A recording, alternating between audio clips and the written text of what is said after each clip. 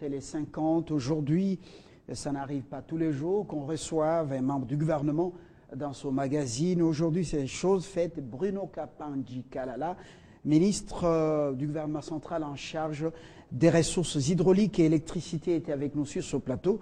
Bienvenue, monsieur le ministre. Merci.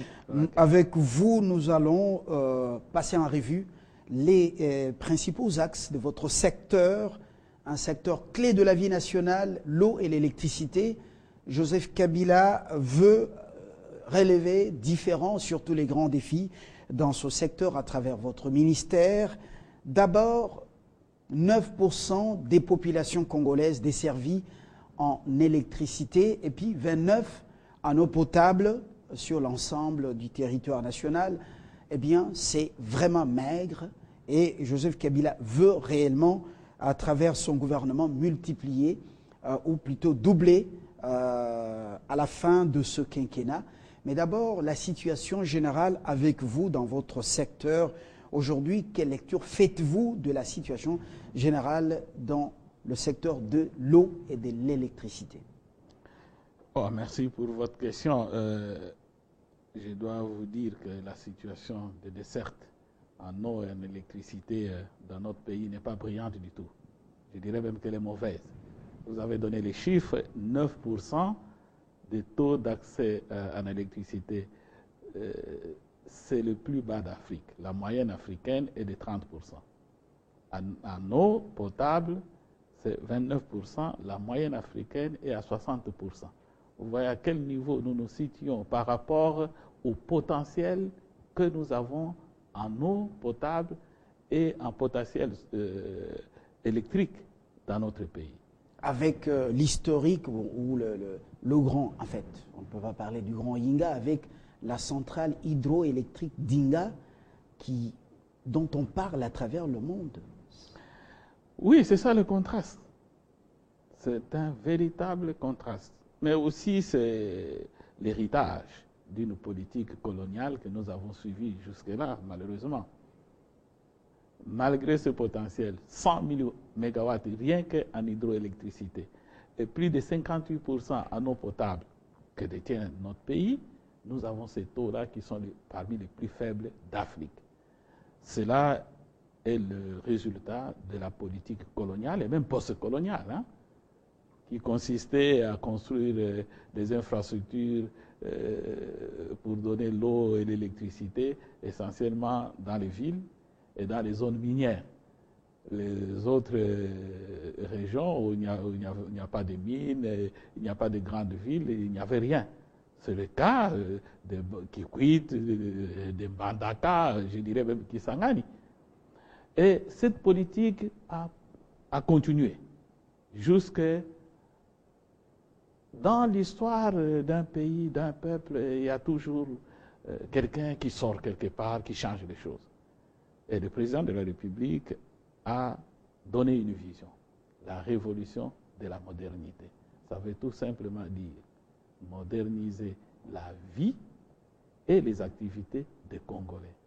Moderniser, rendre le pays moderne. Un pays moderne, c'est un pays qui a une population qui a de l'eau potable, qui a de l'électricité, qui a l'industrie qui marche, qui a tous les services qui conduisent à donner à l'homme le bonheur, à donner à l'homme du travail, à donner à l'homme la capacité de se développer. Malheureusement, ce n'est pas encore le cas. C'est encore l'idéal à atteindre.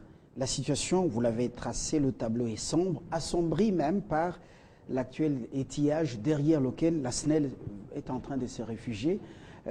Monsieur le ministre, lorsque vous êtes arrivé aux affaires, quels sont les objectifs que le Premier ministre Matata Ponyo vous a assignés à votre ministère? Merci. Dans le cadre de la révolution de la modernité, il a fallu transformer, plutôt donner un corps à la révolution de la modernité, à la vision de la révolution de la modernité, à l'image que le président se fait de ce pays et du Congolais. Cela s'est fait au travers du programme d'action du gouvernement Matata 2012-2016. Avec une feuille de route. Avec une feuille de route Ah, vous faites bien, j'allais vous anticiper. Je suis heureux que vous suivez On bien. suit de plus près Très la bien, situation, avec une feuille de route. N'oubliez pas que la feuille de route était une exigence aussi du chef de l'État. Avec une feuille de route. Cette feuille de route avec des objectifs. Le diagnostic, c'est celui-là, 9%, 29%. C'est ça, l'état de lieu. Et il fallait déterminer des objectifs. Dans mon secteur, les objectifs, c'est de doubler ce taux de desserte, passer de 9 à 18% pour l'électricité, de 29 à 58% pour l'eau. Au cours de quinquennat, des objectifs généraux. Parce qu'il y a une diversité dans ce taux-là. Je vais vous donner l'exemple de l'électricité. À Kinshasa, il y a à peu près 45% de la population qui a accès à l'électricité, mais dans le deux Kassa et Bandundu, c'est 0,5%. C'est la même chose, la même situation dans l'eau. Je vous dis, ce n'est pas le gouvernement ici, ni le président Kabila qui est responsable de cette situation. C'est une politique coloniale qui a été poursuivie jusqu'au moment où le président se fait une vision qui est celle de doubler, de donner de l'eau et de l'électricité pour la population et l'industrie. Bien, alors maintenant, il y a ces objectifs qui sont décidés, qui sont connus. Et comment on va les atteindre? Je crois que c'est à cette question que vous voulez arriver. Justement, avant d'y arriver, un certain nombre d'objectifs vous ont été assignés.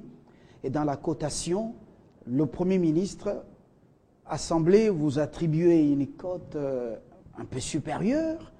Vous êtes parmi l'élite de ces ministres ou le ministre élite de son gouvernement.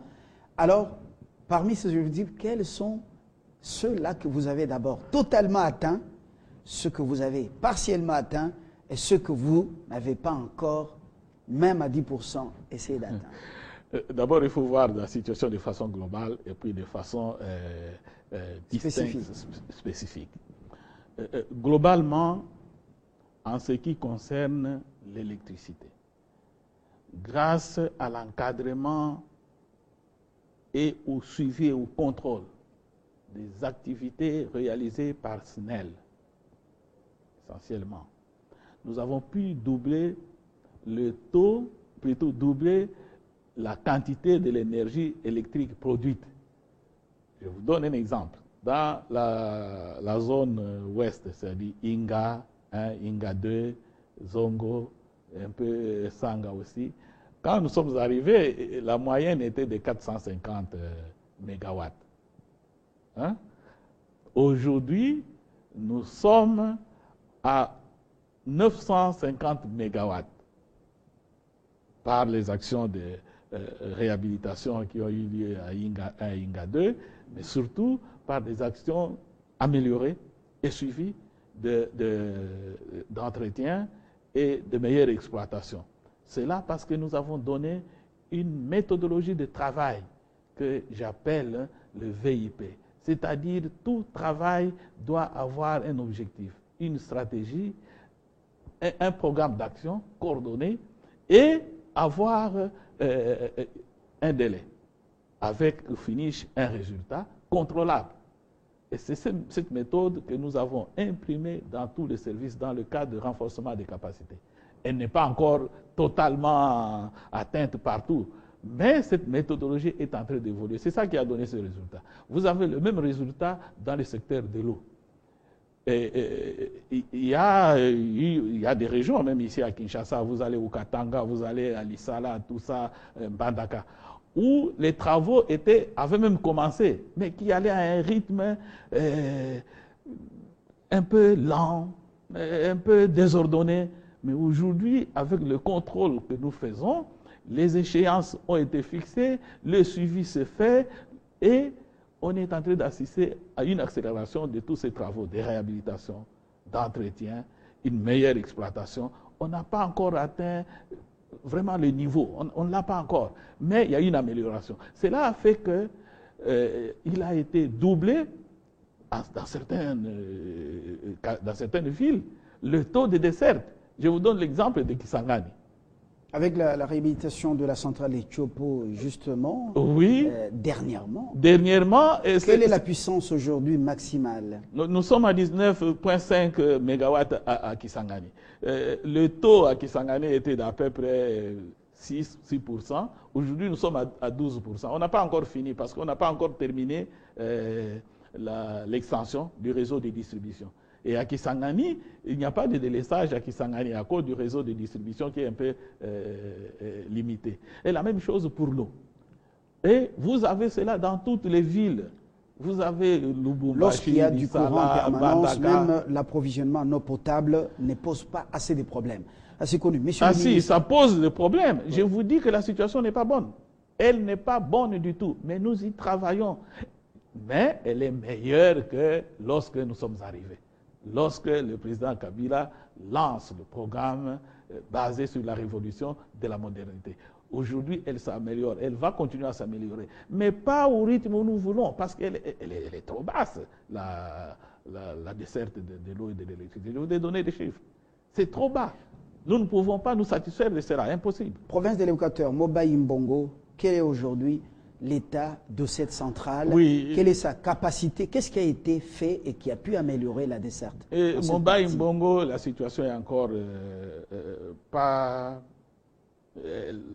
réhabilitée. C'est-à-dire les infrastructures ne sont pas encore réhabilitées. Nous sommes en pourparlers avec des partenaires pour nous accompagner dans la réhabilitation. Les agents qui sont là-bas se débrouillent tant bien que mal pour faire fonctionner une machine, mais elle n'est pas brillante. Mobaye, c'est encore un problème, comme il y a des problèmes dans d'autres centrales aussi, notamment au Zizi 1, au Zizi 2, à Bukavu. Donc, ce sont des projets qui sont dans le pipeline. Vous avez la même situation à Kalemi, avec Bendera, où les installations vieilles de plus de 40 ans ne répondent plus. Mais c'est dans le programme de réhabilitation que toutes ces centrales sont en train d'être prises en compte. Ce n'est pas seulement les centrales, mais c'est aussi les usines de production d'eau potable partout. Globalement, il y a 50% des infrastructures de production d'électricité, donc de SNEL, et 50% des infrastructures de production d'eau potable, donc la régie des eaux, qui sont à l'arrêt aujourd'hui, à cause du défaut soit d'entretien, soit de vieillissement, soit encore de manque d'intrants. Mais tout cela se trouve dans le programme pour rattraper cette situation. Voilà. Nous redescendons à Inga. Inga, une machine a été remise en service après plusieurs années d'arrêt. Qu'est-ce que ça vous a coûté? Est-ce que cette remise en service est-elle bénéfique aujourd'hui pour les villes de Matadi, même la ville de Kinshasa, Bandundu et tant d'autres dans le Bas-Congo? Qu'est-ce que ça a apporté concrètement? Toute réhabilitation, toute réparation apporte un plus dans le potentiel, le disponible global de production. La machine de Inga, vous allez parler de c'est le groupe 15 qui a été réhabilité et inauguré, a apporté 55 MW au réseau de distribution, au réseau de transport d'abord, et de distribution de Kinshasa, de Bas-Congo et du Katanga, du Bandundu aussi.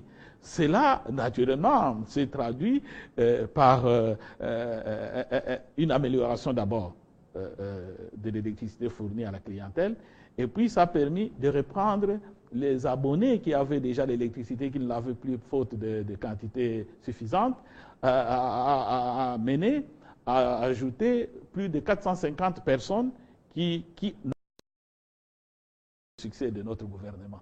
C'est que nous avons compris la vision, il nous l'a expliqué et nous la mettons en exécution dans le cadre du programme d'action.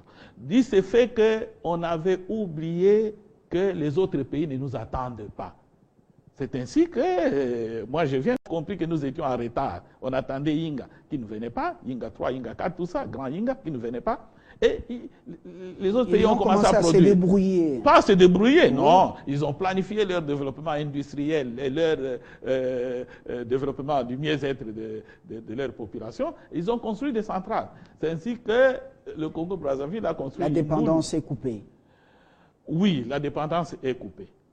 Aujourd'hui, le Congo ne prend plus de l'électricité, mais dans le cas d'exploitation, il s'échange 20 MW, 30 MW, mais le contrat ferme d'importation de l'électricité de la RDC n'est plus possible parce qu'ils produisent déjà suffisamment. Ils ont même des excédents au Congo. Voilà. Justement, j'en reviens à ma préoccupation de tout à l'heure. Les travaux ont déjà commencé. Il semble que ça commence de Kinshasa. Il y a une étape Kinshasa vers le Bas-Congo et puis Inga, à la centrale, vers Kinshasa, vont se croiser. Où sont-ils à ce niveau?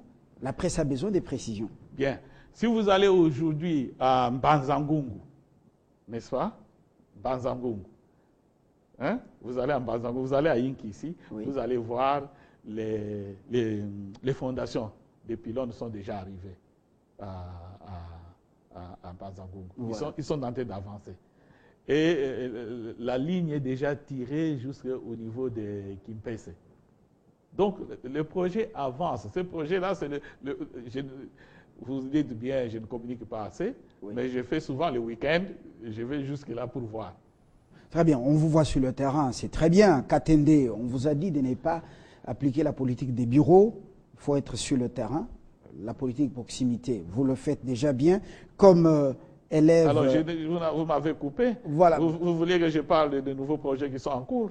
Il y a Zongo qui avance très bien. Est-ce que c'était des promesses de campagne électorale? Non. Zongo qui avance très bien. Zongo 2. Au mois de septembre ici, on va terminer les tunnels par où va passer l'eau. Kakobola avance très bien. Je vais aller à Kakobola dans une semaine. Je viens de Katende il y a 2 semaines. Les travaux sont lancés, les matériels sont là. Mais on a vu quand même à Katende, il n'y a pas grand-chose, monsieur le ministre. C'est à peine qu'on commence à élever les murs des bâtiments, entrepôts, on amène du matériel sur le terrain, les barres de fer, monsieur le ministre. Je vais vous expliquer. Oui. Vous avez déjà construit une maison. Lorsque vous voulez construire une maison, vous commencez d'abord par vous demander ça va servir à quoi. Ça, 1. De 2, vous regardez quelle est votre capacité de financement. De 3, vous allez engager un architecte qui vient vous faire les études et tout ça, qui vous propose ce qu'il faut faire. 4, vous commencez à mobiliser l'argent et à acheter les matériels. Mais vous allez commencer par un camion de sable et puis un camion de moellons. C'est ce qui se fait à Katende. Vous savez qu'il y a 17 ingénieurs indiens qui sont à Katende depuis maintenant 5 mois. Et qui ont commencé, il faut construire des bâtiments pour que ces gens habitent. C'est ce qu'on a vu. Mais les machines ont déjà commencé à arriver. Et ils ont commencé à préparer les chantiers. Et moi, je suis allé là-bas pour me rendre compte si les machines étaient là, si les camps de vie, c'est ce qu'on appelle camps de vie pour les travailleurs, étaient déjà faits. Et c'est fait. Et les matériels, et les matériaux de construction, et les engins, tout ça, sont en train d'arriver. Demain, je vais à Lubumbashi pour pousser l'évacuation de Lubumbashi vers Timbulu et Katende. Est-ce qu'il y a de l'argent, suffisamment d'argent pour ces travaux? Je pense qu'il faut d'abord regarder. Le problème d'argent, c'est vrai, il est important. Mais ce qui est plus important, c'est la foi, c'est la volonté, c'est l'engagement de l'être humain à réaliser un projet. Et nous avons cette grâce d'avoir le président de la République, avec son gouvernement dirigé par Matata, qui ont cette volonté et cet engagement. L'argent est là et les travaux se font. Il est décaissé en fonction des travaux qui sont réalisés sur le terrain. Ce n'est pas parce qu'on a 100 millions, que le projet coûte 100 millions, qu'on sort d'un coup 100 millions, on paye. Non, c'est en fonction des travaux qui sont réalisés, des factures émises, des factures contrôlées et approuvées, que les banques payent. Donc, c'est au fur et à mesure. L'argent est là, oui. Et les travaux se font. Le pays compte quand même plus de 70% des populations en milieu rural. Comment comptez-vous, M. Kapandi, vous y prendre pour qu'elle ces populations reçoivent suffisamment de l'énergie électrique sans forcément dépendre de Inga? Une très très bonne question. Vraiment une très bonne question. Et je voudrais vous en remercier. Merci. Et puis vous dire qu'il ne s'agit pas de Kapange. Il y a un leader dans ce pays. C'est le président de la République, Joseph Kabila Kabange. Il faut bien comprendre la révolution de la modernité. Elle ne concerne pas seulement les centres, elle concerne aussi les villages. Il a lancé un programme qui s'appelle Programme des villages modernes.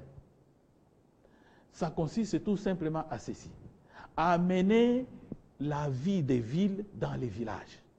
Et dans mon secteur, ça consiste à produire de l'électricité sous la forme la plus efficace que nous avons, avec des microcentrales hydrauliques. On peut faire aussi le solaire. Produire de l'électricité. Avec cette électricité... Comme c'est le cas en Angoula. Comme le cas d'Angoula, par exemple. On a vu les images en Angoula. Ah oui, ça c'était fait à l'époque, avant que je sois ministre. Mais ça existe. Mais ça existe aussi à Kimbao. Ça existe aussi à Kimbao, c'est à 125 km de Kenge. À Kaziba, c'est au sud de Kivu. Et il y en a d'autres qui ont commencé à le faire. Vous le verrez, chaque mois, je vais m'organiser pour que tous ceux qui construisent des microcentrales pour faire des villages modernes, conformément au programme du président de la République, que ça passe à la télévision pour donner l'exemple. Bon, je vais vous en venir. Qu'est-ce que le gouvernement prévoit pour motiver de telles personnes? Laissez-moi d'abord expliquer le programme. Oui. Je gère mon temps, monsieur le ministre. Ce programme de village moderne, c'est important.